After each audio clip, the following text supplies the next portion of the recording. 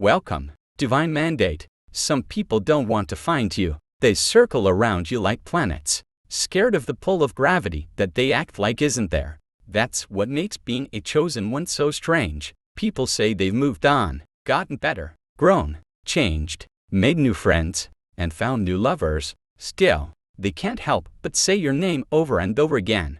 At this point, it's almost like science. Studies show that the brain remembers emotionally charged events up to 4 times longer than normal ones. This is why people who say they don't care about you suddenly turn into full-time reporters asking for updates they have no reason to ask for. They don't care about your life. They're trying to deal with the emotional pain you caused just by being there. And this is where it gets fun. Their own private survival sport is having feelings for you.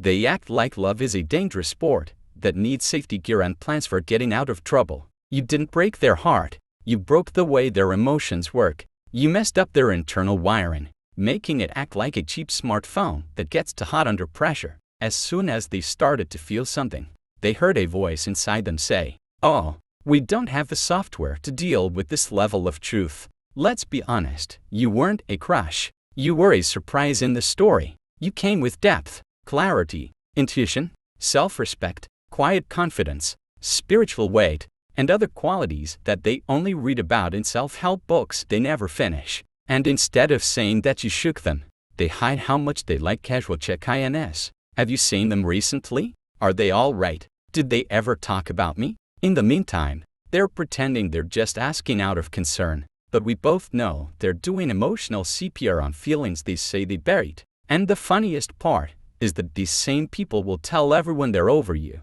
with the same enthusiasm a bad liar uses when they say, "Trust me, I'm fine." But they whisper your name like it has spiritual consequences. Because it does. This is why the story you're about to hear is important. Not because you wanted their attention, but because your energy affected them in ways they can't fully explain. Your presence changed their emotional script so much that even their curiosity is scared of how much it still wants you.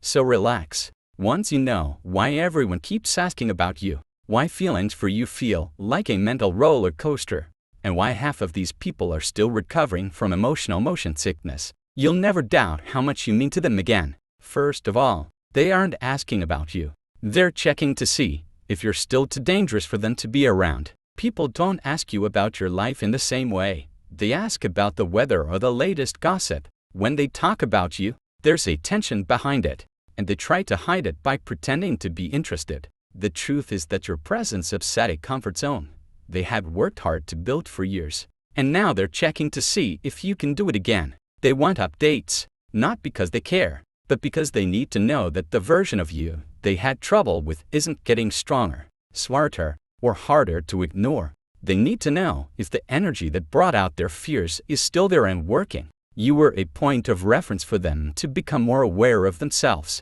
You told us about their habits, their fears, their emotional shortcuts, and the times they weren't consistent. You make them face things they never thought they would have to.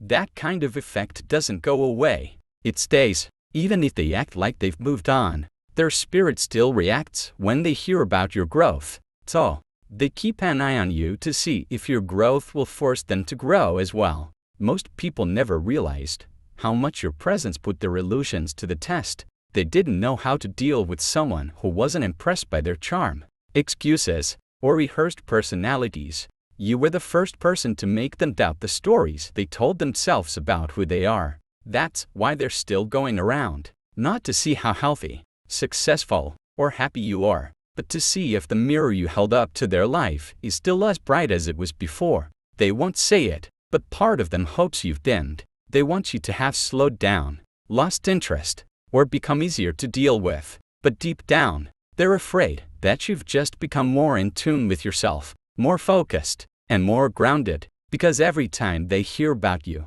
it reminds them of how much of their own potential they've been missing out on. So, when people ask about you, remember this: they aren't keeping an eye on your life. They're keeping track of how you affected them, and they're still not ready to deal with what you showed them. Second, feeling something for you is dangerous because it makes them take off their mask. It's not just a crush or a passing interest. When people fall in love with someone, It's a huge change in their minds. People wear masks most of the time. They create personalities, practice behaviors, and keep up appearances that make them look confident, put together, and in charge. These masks keep them from being too obvious, from being open, and from facing the parts of themselves they don't want anyone else to see. When they start to care about you, the mask starts to come off, and they might not even know it. All of a sudden, all the lines you practiced, the moves you planned, and the safe emotional distance don't matter anymore. You make them deal with feelings they thought they had under control. You're not dangerous because you chase or manipulate. You are dangerous because you make people tell the truth. Because you don't respond to fake performances. People feel like they have to stop doing what they've been doing. You respond to honesty, truth, and being real. This means that any mask they wear becomes painfully clear. That's why I feel so strongly about you. They show not only love, but also fear, inadequacy, and the parts of themselves they've been trying to avoid. You make them look at themselves in ways that are hard and unavoidable. Most people can handle the stress that comes with being exposed like this. They've been practicing for years on how to get through life without having to deal with their own flaws, insecurities, or growth that isn't finished. All of that is messed up by liking you. It makes them think, can they really be honest with someone who won't accept anything less than their full, unfiltered self? They are scared of the answer because it doesn't come with easy solutions. You don't feed into their plans, and their feelings don't follow the same patterns anymore. Their main threat is control. You don't let them act like everything is fine or that their feelings are casual. You expect honesty, even if you don't ask for it. That's why it's risky to be felt for by a chosen one. It's not about you.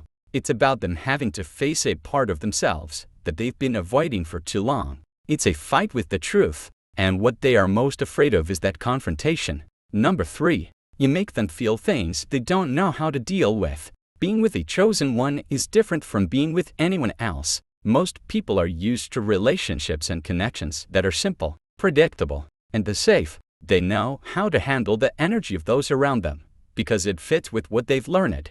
Chasing when you need to, backing off when you're in danger, and keeping things light when they feel heavy. Then you show up, and all of a sudden, nothing works the way they thought it would. You're whole, independent, and can't be affected by the usual methods. You make attachments that aren't supposed to happen, and that scares them. Their emotional reactions become erratic because you function on a level they have not experienced. It's not just attraction when they feel drawn to you. They're stuck in a place where their usual plans don't work.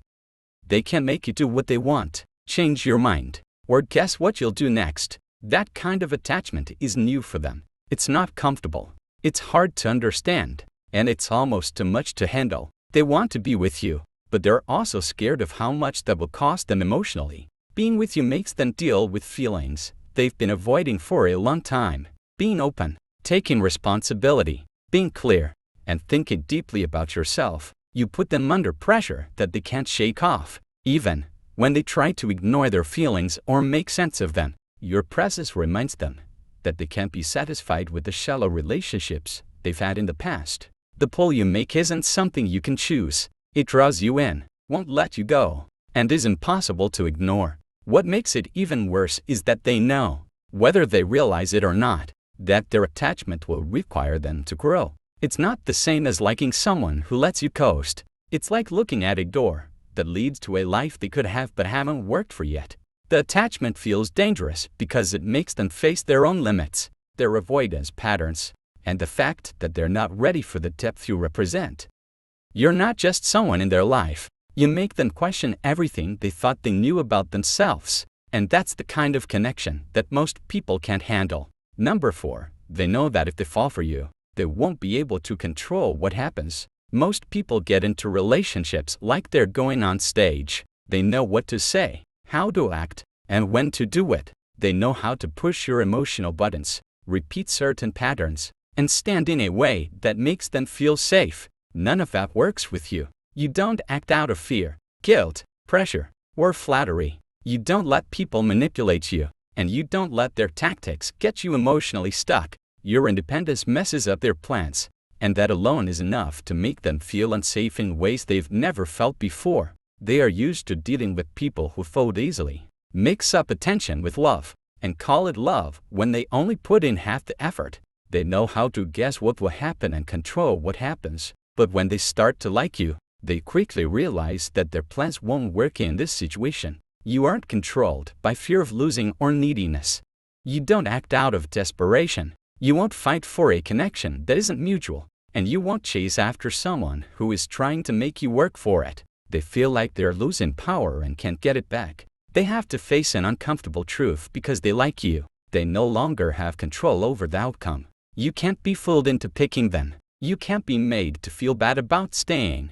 You can't be persuaded to ignore your standards by flattery. And since they can't change the course of events, they have to be open to being vulnerable. For someone who needs to control their emotions, that vulnerability feels like being in the middle of a storm with no protection. That's why they have such strong feelings for you.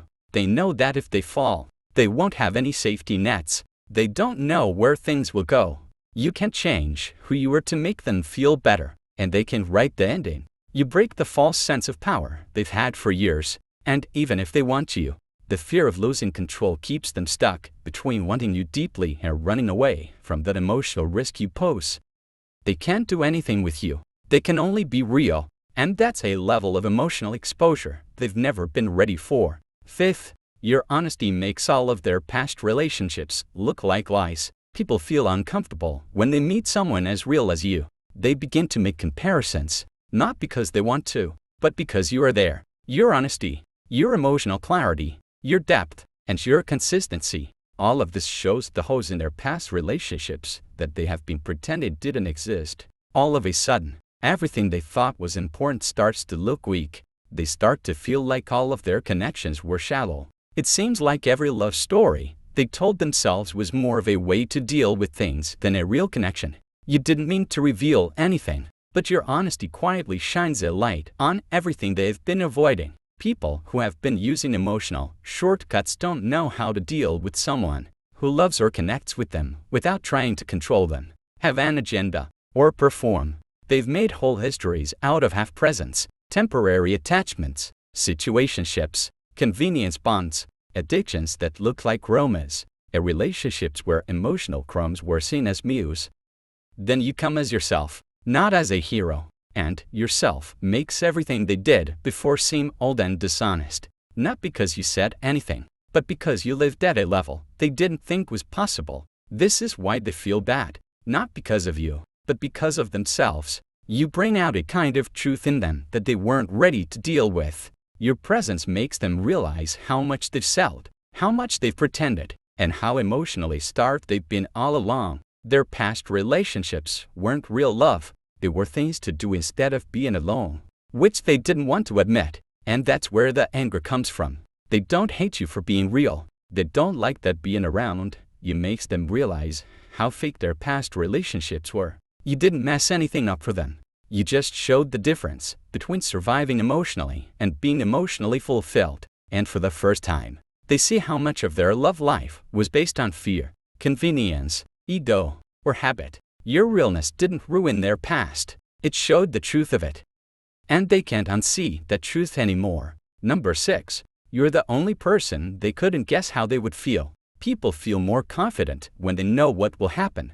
They learn how to control their feelings by watching how other people react, remembering patterns, and figuring out what makes them feel guilty, scared, or guilty. They believe they can read people, change things, and get what they want. And this becomes part of who they are. But everything changed when they met you. You didn't feed into any of the emotional patterns they were used to. Nothing they did worked out the way they thought it would. You were the first person who didn't react to their usual emotional dance, and it shocked them. You didn't respond when they tried to see how strong you were. You didn't freak out when they pulled back to see if you'd follow. You didn't lose your dignity when they tried to make you feel insecure.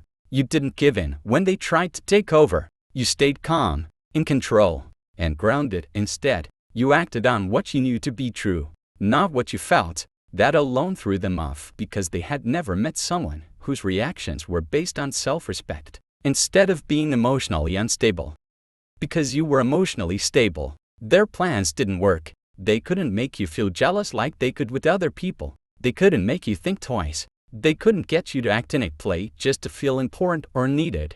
They couldn't get you to act in a predictable way. You stayed calm even though they thought things would get crazy. You kept your worth even when they thought you were desperate. They think you broke the rules of engagement. What bothered them the most wasn't that they couldn't control you. They couldn't figure out how big you were. They didn't know what you wanted, what you were afraid of, or what part of you they could get to. You became an emotional outlier, someone who didn't act out of pain, but out of understanding. Someone who didn't do what they were told, but what they thought was right. And that kind of unpredictability isn't by chance. It is power. This is why they feel uneasy about their feelings for you. You mess up the whole identity they built around being in charge of their emotions. As soon as they realized they couldn't predict you, they also realized they couldn't control the connection. And that loss of emotional strength is something they've never had to deal with before you came along. 7. They don't like you in a romantic way. It's a part of evolution. It's not just chemistry or admiration that makes people want to be around you. You make them feel something that has nothing to do with butterflies and everything to do with waking up. Your presence brings to life parts of them that they have ignored, left behind, or didn't even know were there. You make them think about their actions when they would rather not. You make them more aware of themselves when they would rather not be. When they've been happy and drifting, you wake up their need for purpose. And that kind of pull isn't love, it's life-changing.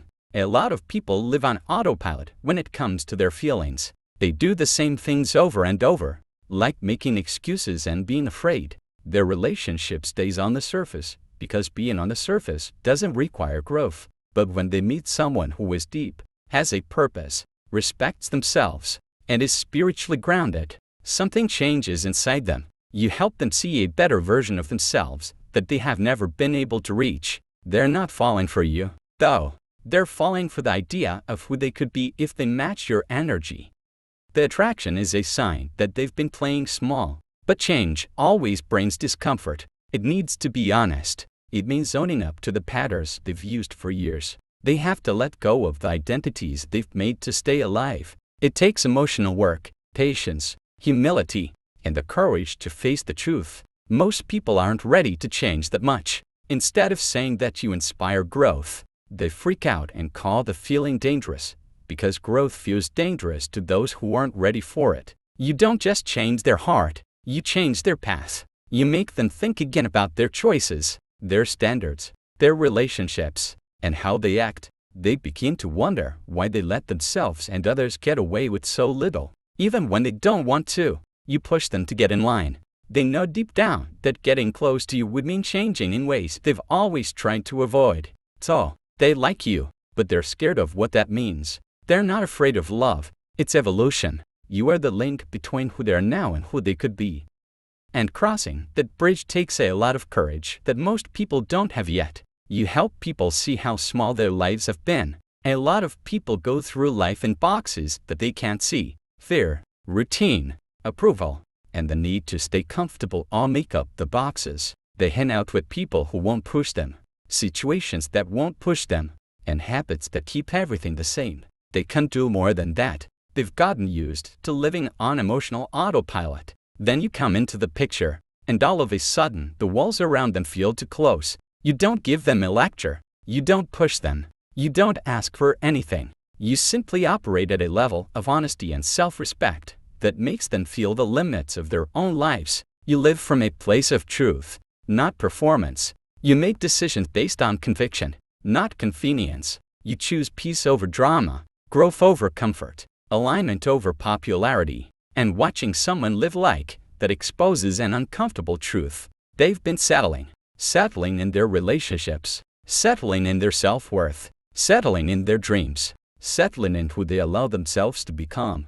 Your lifestyle doesn't shame them. It simply reveals what they could be if they weren't so afraid of expanding. Your presence becomes a silent comparison, not because you're trying to outshine anyone, but because you naturally illuminate the things they've been avoiding. They start to realize how often they shrink themselves, how much potential they've wasted, how many excuses they've rehearsed, how many versions of themselves they've never even attempted to explore. And this realization creates a mix of admiration and discomfort. They're drawn to you because you represent a bigger life. But that bigger life demands courage they haven't yet built. This is why they keep asking about you. They're tracking your growth, because it reflects what their growth could look like. They measure your evolution as a way of gauging their own capacity. They want to know how far someone can go when they stop living small. They want to know if expansion is real, if purpose is real, if alignment is worth it, if authenticity pays off. They're not just curious about you. They're curious about the version of themselves they might become if they stopped hiding behind fear. You don't intimidate them with your presence. You confront them with their potential. And that's a truth too powerful for them to ignore. Number 9. You're the first person who never needed them, so they didn't know how to love you. The truth that people don't like to admit is this: most relationships aren't built on love. They're built on emotional transactions. I give you validation. You give me attention. I rescue so you stay loyal. I support you so you don't outgrow me. Most people only know how to bond through imbalance, not equality. They're comfortable only when one person is the helper and the other is the needy one. It makes them feel relevant. It makes them feel powerful. It gives them an identity they can control. Then you walked in, a chosen one, self-generated, self-sourced, stable without their reassurance, whole without their attention, grounded without their emotional scaffolding. Suddenly, their entire relationship blueprint collapsed. They didn't know how to love someone who wasn't looking to be saved. They didn't know how to approach someone who wasn't addicted to drama. They didn't know how to impress someone who already had internal peace. You were the first person in their life who didn't come with emotional holes they could fill. And that terrified them, because when someone doesn't need you, your only chance at keeping them is to show up as your real self, not your controlling self, your honest self, not your strategic self, your healed self, not your manipulative self. And that is the part they're not ready for. Your presence forced them to confront this uncomfortable truth. They don't know how to love without having power. They don't know how to be in a relationship where emotions aren't a survival weapon. They don't know how to connect with someone who doesn't operate from fear, insecurity, or dependency. You weren't intimidating because you were too strong. You were intimidating because you didn't require them to play the roles they've always used to feel important. With you, they had nothing to fix, nothing to teach, nothing to save, nothing to manage. So instead of learning how to love you, they panicked. They misread your strength as disinterest. They misinterpreted your independence as rejection. They confused your emotional clarity with emotional coldness. The truth is simple. They weren't prepared for a connection that didn't rely on imbalance. You weren't a challenge. They've had plenty of challenges. You were a mirror that revealed how unprepared they were for a real, mature, power-free connection. And that's why you felt different to them. Not because you were hard to get, but because you were impossible to control. Number 10. They're afraid you'll see through their attraction and into their motivations. Most people are comfortable being admired, desired, wanted, but only on a surface level. They can't handle someone liking their face, their charm, their aura. What they can't handle is someone who can see the source code behind their attraction. And that's exactly what you do. You don't just pick up on energy, you decode it. You read people like ancient texts, not modern scripts. Their tone, their silence, their inconsistencies, their patterns. You understand motives they haven't even admitted to themselves. So when someone feels attracted to you, the fear isn't, do they like me back? The fear is, what will they see if they look too deeply at me? Because you don't just see the feeling, you see the reason behind the feeling. And that terrifies people. You'll know if they're drawn to you because you see the difference instantly. Most people have never been loved for who they truly are, only for the role they play. But with you, there are no roles, no masks, no curated version of themselves to hide behind. Your presence forces them into emotional honesty they didn't ask for and aren't prepared to practice. To be close to you means being seen.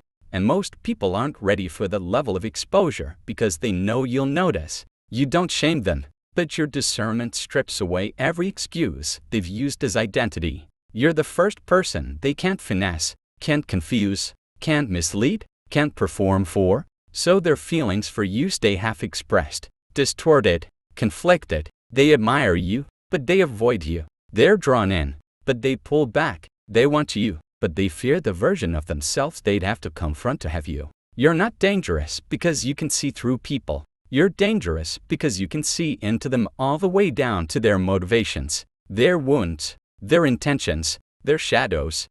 Most people would rather worship you quietly from a distance than stand in front of someone who reads them like scripture and reflects back who they really are. Number 11. You make them confront the unlived life they've been avoiding. There are people who go years, sometimes decades, without ever examining their choices. They keep themselves busy with noise, drama, entertainment, temporary people, and shallow connections, convincing themselves that this is what life is supposed to feel like. Then you arrive, not with pressure or demands, but with a presence that exposes everything they've been avoiding. Your energy doesn't push them, it reflects them. And what they see in that reflection is the version of themselves they never had the courage to step into. Your consistency brings their excuses into question. Your clarity interrupts their confusion. Your emotional maturity reveals how much they've been settling. It doesn't matter if you speak it or not. Your very existence makes them feel the difference between a life lived consciously and a life lived on autopilot. They suddenly realize how much potential they've buried just to stay comfortable. It's unsettling, almost painful, because they've spent so long keeping certain truths hidden from themselves. But being around you makes those truths louder, clearer, and harder to run from. Feelings for you aren't just romantic, they are confrontational. They force a moment of reckoning. If I want someone like this, I can't keep being who I've been. That's where the fear comes in. Being close to you would require upgrading their habits, their thinking, their emotional discipline, and even their goals. They'd have to stop numbing themselves with people who don't challenge them. They'd have to give up the false peace that comes from avoiding growth. They'd have to face their trauma, their patterns, their inertia. You represent the life they could have had if they didn't waste so much time running from discomfort. You don't judge them for it. You don't even call it out. But they feel it. They feel the difference between your depth and their distractions. And instead of rising to meet that standard, many retreat. They label the feeling dangerous because it threatens the identity built on avoidance. Loving you would require them to retire every emotional shortcut they've been using to survive. It would require courage they haven't practiced yet. So, they admire you, fear you, desire you, and avoid you all at once, because the truth is simple. You were the reminder of everything they could have been if they hadn't been hiding from themselves for so long. Number 12. They keep asking about you because you left a psychological imprint, not a memory.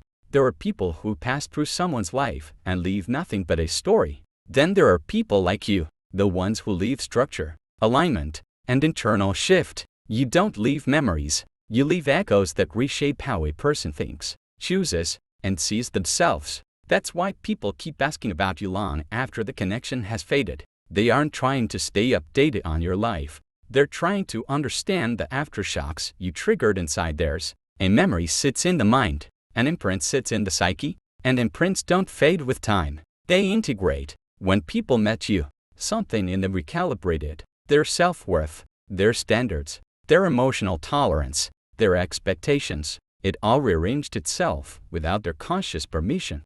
You didn't guide them through a transformation. You activated it simply by being who you are. Most of your impact wasn't even verbal. It was energetic and behavioral. You changed the way they interpret sincerity. You changed the way they recognize manipulation. You changed what they accept and what they refuse. You became a reference point they can't unsee even if they wish they could. The uncomfortable truth is that your absence teaches louder than your presence. You are the kind of person whose silence hits harder than most people's affection. When you walked away, it didn't create a void. It revealed the void they'd been ignoring. Suddenly, everything in their life felt too basic, too shallow, too poorly assembled. They realized that they weren't missing you. They were missing the version of themselves they glimpsed when you were around.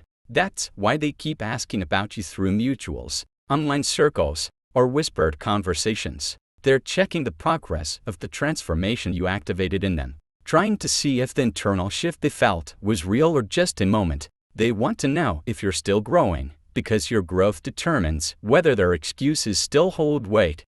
You weren't just a phase, they reorganized parts of themselves around your presence, and now they measure their growth against the standard you unknowingly set. They don't miss you, They miss the person they started becoming because of you. And they keep asking about you, because that imprint you left refuses to be forgotten. Number 13. They're afraid that if they let you in, you'll never fit back into the box they built for their life. People spend years, sometimes their whole lives, building a version of themselves that feels safe, predictable, and manageable. They choose friendships that don't challenge them, routines that don't stretch them, and partners who don't expose their emotional blind spots. Everything stays neatly arranged inside a psychological box where nothing grows too big, nothing digs too deep, and nothing forces them to face who they could be if they stopped playing small. Then you come along, someone who doesn't fit into any pre-made category. You carry too much truth, too much awareness,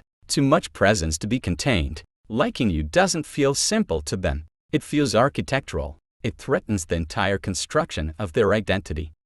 You aren't a nice addition to their life. You're a catalyst. You don't blend in. You shift the gravity, and they sense that. They can feel that letting you in would disrupt the habits, patterns, and relationships they've used as emotional scaffolding. The way they communicate would have to evolve. The way they handle conflict would have to improve. The people they tolerate would no longer make sense. The excuses they've leaned on would fall apart. Being close to you would require them to upgrade their whole operating system.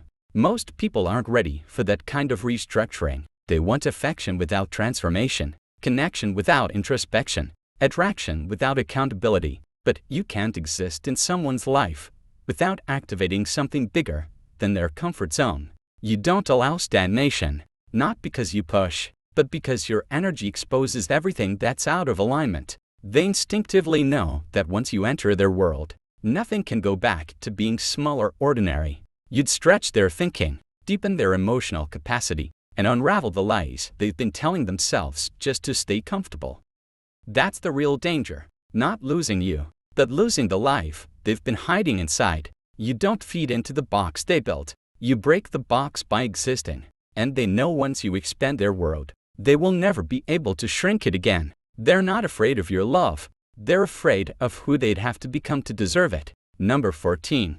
They asked about you because every version of you after they lost access is a reminder of what they couldn't handle. When someone loses access to a chosen one, they don't just lose a person, they lose the doorway to a higher version of themselves. And that loss doesn't fade quietly. It echoes, it lingers, it follows them into every update, every rumor, every glimpse of who you're becoming without them. So when they ask about you, it's not nostalgia, it's surveillance. They're monitoring the aftermath of their own emotional immaturity. They told themselves you were too much, too intense, too different. But as time passed, the truth became unavoidable. You weren't overwhelming. They were unprepared. You weren't complicated. They were unequipped. You weren't asking for more. They were offering less. And now every piece of information they hear about your life feels like a report card they can't avoid reading. Your evolution exposes the parts of themselves they refused to evolve when they had the chance. It hits harder because your growth isn't loud or staged. It's natural. It's happening because you kept moving, kept healing, kept choosing yourself. You didn't crumble when they walked away. You didn't cling to the version of you that they failed to understand. You expanded, and the expansion mocks their excuses. Every new achievement, new glow, new chapter, new alignment makes them realize something devastating. They weren't rejecting you. They were rejecting the responsibility of rising to meet you. And that realization burns more than heartbreak ever could. Seeing you thrive without them dismantles the narrative they created to feel comfortable. They can't tell themselves you were dramatic when now you're peaceful. They can't tell themselves you were unstable when now you're focused. They can't tell themselves you were demanding when now you're aligned with people who gladly give what they withheld. So they keep asking about you as a way to measure the consequences of their avoidance. They're not trying to reconnect. They're trying to figure out how far you've risen being the version of life they settled for.